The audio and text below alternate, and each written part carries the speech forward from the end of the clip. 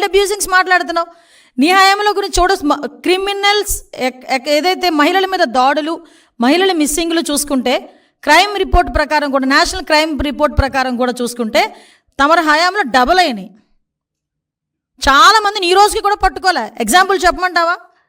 రాజమండ్రి దగ్గర తమరందరూ కలిపి వెళ్ళి దిశ పోలీస్ స్టేషన్ ఓపెన్ చేసి ఆడవాళ్ళందరితో పాటు నువ్వు కూడా వెళ్ళి ఒక రిబ్బన్ కట్ చేసి వచ్చావు.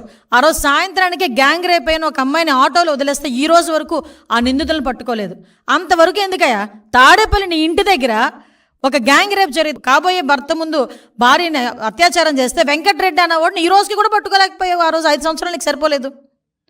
ఈరోజు ఎక్కడైనా జరిగిన ఏ ఇన్సిడెంట్లోనైనా చైల్డ్ అబ్యూజింగ్స్లో ఇమ్మీడియట్గా మేము అరెస్ట్ చేసి పోక్సో యాక్ట్ కింద వాళ్ళని లోపల పెట్టి రిమాండ్కి పంపించి ఇమ్మీడియట్గా స్పెషల్ కోర్టులు కూడా ఏర్పాటు చేసి వాళ్ళకి అతి తొందరగా శిక్ష పడేటట్టు కూడా చంద్రబాబు నాయుడు గారు ఆదేశాలు జారీ చేశారు. జగన్మోహన్ రెడ్డి నిన్ను ఒకటి అడుగుతున్నా, లాస్ట్ 5 సంవత్సరాలు సీఎంగా ఉన్నావు కదా, రమ్య హత్య కేసు గురించి నువ్వు మాట్లాడలే, స్నేహలత హత్య కేసు గురించి మాట్లాడలే, ఆఖరికి అనూష హత్య కేసు గురించి నువ్వు మాట్లాడలే, నీ నియోజకవర్గంలో జరిగిన నాగమ్మ హత్య కేసు గురించి కూడా నువ్వు ఏ రోజైనా మాట్లాడేవా నోరిప్పి? బట్ మా సీఎం గారు మొన్న రీసెంట్గా చీరాల్లో ఒక హత్య జరిగితే ఇమీడియట్గా నన్ను అక్కడికి పంపించి 36 గంటల్లో నిందితులను పట్టుకుని అమ్మాయికి ఎక్స్గ్రేషియా కూడా ఇచ్చొచ్చాం. ఇప్పుడు కూడా చైల్డ్ అబ్యూజింగ్స్ ఎక్కడైనా జరుగుతున్నాయి, చిన్నపిల్లల మీద అఘాయిత్యాలు జరుగుతున్నాయి అని సంఘటన తెలిసిన వెంటనే నాకన్నా ముందు ఆయన స్పందిస్తున్నారు, ఆయన మాట్లాడుతున్నారు పోలీస్ డిపార్ట్మెంట్ వాళ్ళతో. అది అడ్మినిస్ట్రేషన్ అంటే.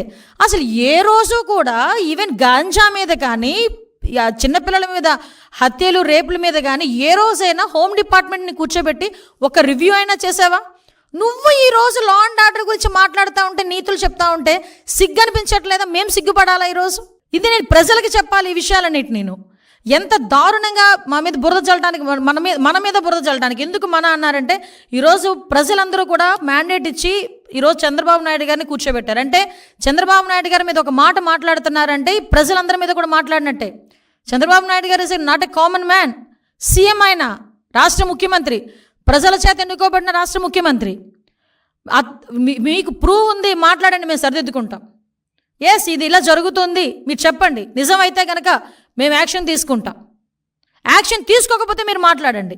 అంతేగాని ఒక వర్గ విభేదాల మధ్యలో జరిగిన వినుకొండ ఇష్యూని బేస్ చేసుకొని ఈరోజు ఒకసారి అక్కడికి వచ్చి కూర్చొని నేను నాకు నోటుకు వచ్చినట్టు మాట్లాడతానని మాట్లాడి దాన్ని ప్లాట్ఫామ్ కింద తీసుకొని జగన్మోహన్ రెడ్డి ఉండుంటే వసతి దీవెన వచ్చేది. అరే అసలు నువ్వు ప్రమోషన్ ఏంటి నాకు అర్థం కాదు. జగన్మోహన్ రెడ్డి వచ్చింటే వసతి దీవెన వచ్చేది, జగన్మోహన్ రెడ్డి వచ్చింటే అది వచ్చేది, జగన్మోహన్ రెడ్డి ఇది వచ్చేది అని నువ్వు ఒక ప్లాట్ఫామ్ క్రియేట్ చేసుకుని దాని దగ్గర మాట్లాడడానికి ప్రయత్నం చేస్తున్నావు తప్పించి నిజంగా ఒక కన్సెంట్తో మాట్లాడే పరిస్థితి ఎక్కడ కూడా కనిపించలే. అంత దూరం వచ్చావు, ఫోటోలు చూపించావు, అది చేసావు, ఇది చేసావు, నీ నాయకుడు అంటున్నావు, నీ కార్యకర్త అంటున్నావు, నీ దగ్గర బోల్డ్ ఆస్తుంది, రూపాయి ఎందుకు ఇవ్వలేకపోయావు? తోట చంద్రయ్య చనిపోయినప్పుడు ఆర్థిక సహాయం చేయలేదు తెలుగుదేశం పార్టీ. నాకు తెలిసి 25 లక్షలు 30 లక్షలు ఇచ్చారు, ఇంకెక్కువ ఇచ్చినట్టున్నారు, దగ్గర ఎక్కువ ఇచ్చారు.